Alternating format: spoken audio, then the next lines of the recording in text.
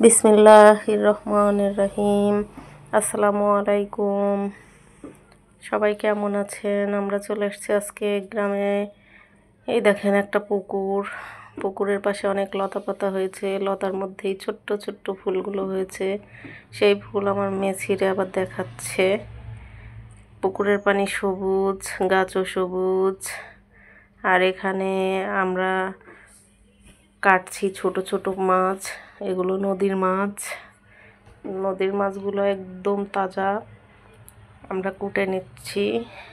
এই মাছগুলো কাটার পরে ধুতে হবে। এই তো আমার আম্মা মাছগুলো ধুচ্ছে।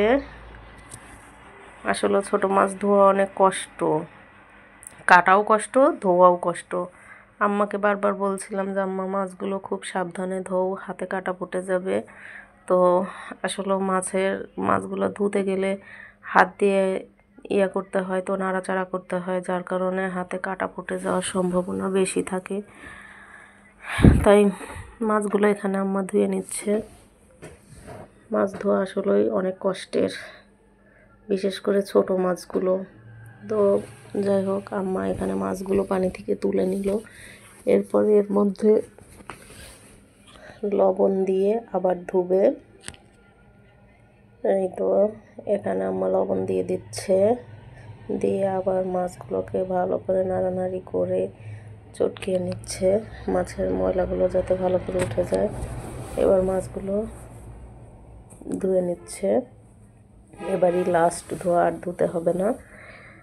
তো এখানে বেশ কিছু, এই মাছের মধ্যে আর কি বেশ কিছু চাদা মাছ ছিল, চাদা, পুঁটি, আরও কী কী সব মাছ ছিল, ওগুলো ধুয়ে রেখেছে। এগুলো শুকাবে রোদে, শুকায়ে ভর্তা করবে।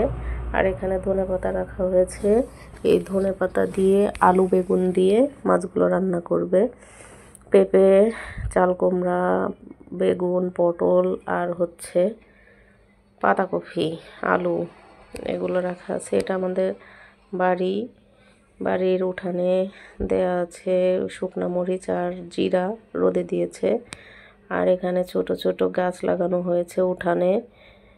এই দেখেন, এগুলো ছোট ছোট গাছ আর কি, চারা গাছ। এগুলোতে 2 বেলা পানিও দিতে হয়। আর আমি এখন ছাদে যাব।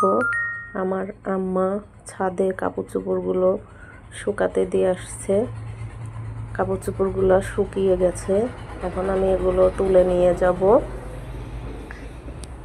দেখেন, ছাদে উঠেই দেখতে পাচ্ছি সবুজ আর সবুজ, গাছের পাতাগুলো সবুজ, আবার পাশে পুকুর, পুকুরের পানিও সবুজ, সবুজে সবুজ।